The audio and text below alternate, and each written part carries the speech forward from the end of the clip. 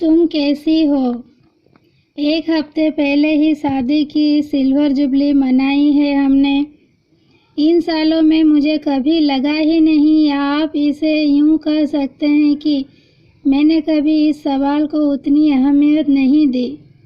कमाल है, अब यह भी कोई पूछने जैसी बात है, वह भी पत्नी से कि तुम कैसी हो।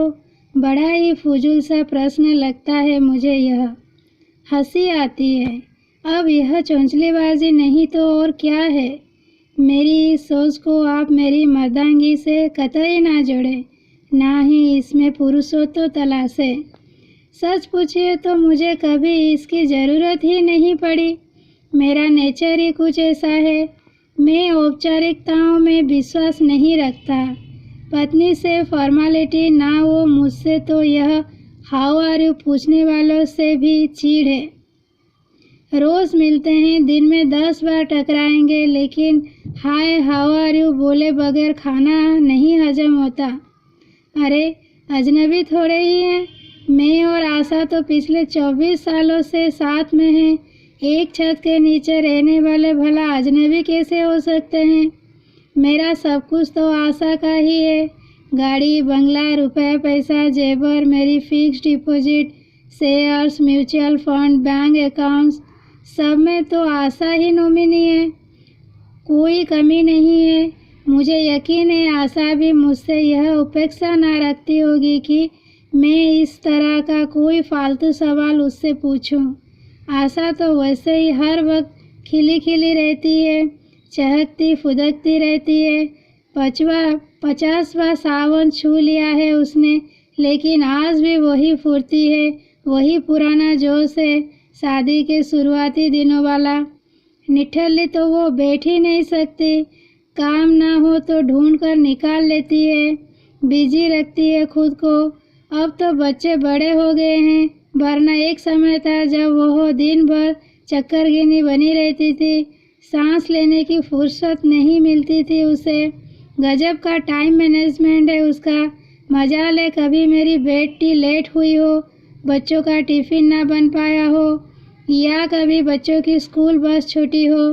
गर्मी हो, बरसात हो या जाड़ा, वह बिना नागा किए बच्चों को बस स्टॉप तक छोड़ने जाती थी।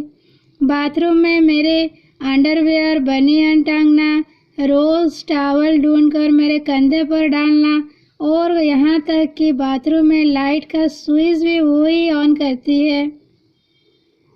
ऑफिस के लिए निकलने से पहले टाई, रुमाल, पर्स, मोबाइल, लैपटॉप आज भी टेबल पर मुझे करीने से सजा मिलता है। उसे चिंता रहती है कहीं मैं कुछ भूल ना जाऊं, ऑफिस के लिए लेट हो ना जाऊं। आलस तो आशा के सिलेबस में है ही नहीं। परफेक्ट वाइफ की परिभाषा में एकदम फिट।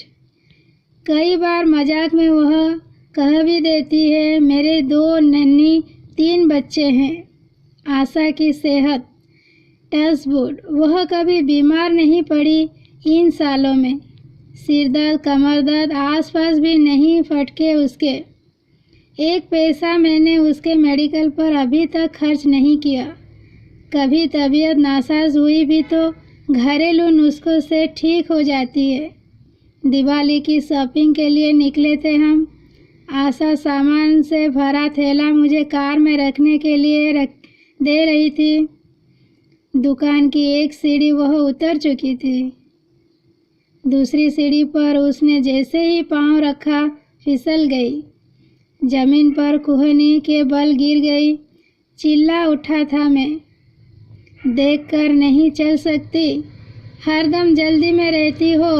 भीड़ जुट गई, जैसे तमाशा हो रहा हो। आप डांटते में लगे हैं, पहले उसे उठाइए तो। भीड़ में से एक महिला आशा की ओर लपकती हुई बोली। मैं गुस्से में था। मैंने आशा को अपना हाथ दिया ताकि वो उठ सके। आशा गफलत में थी। मैं फिर खींच उठा। आशा, सड़क पर तो यूं तमाशा मत बनाओ, स्टैंड अप कमन, उठो। पर वह उठ न सकी। मैं खड़ा रहा। इस बीच उस महिला ने आशा का बाएं हाथ अपने कंधे पर रखा।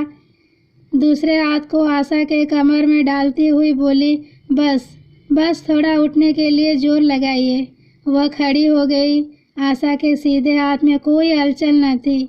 मैंने उसके हाथ को पकड़ने की कोशिश की। वह दर्द के मारे चीख उठी। इतनी देर में पूरा हाथ सूज गया था उसका। आप इन्हें तुरंत अस्पताल ले जाएं। लगता है चोट गहरी है। महिला ने आशा को कसकर पकड़ लिया। मैं पार्किंग में कार लेने चला गया। पार्किंग तक जाते जाते न जाने मैंने कितनी बार कोसा होगा आशा को। दिवाली का त्यौहार सिर पर है। मैडम को अभी ही गिरना था। महिला ने कार में आशा को बिठाने में मदद की। टेक केयर, उसने कहा।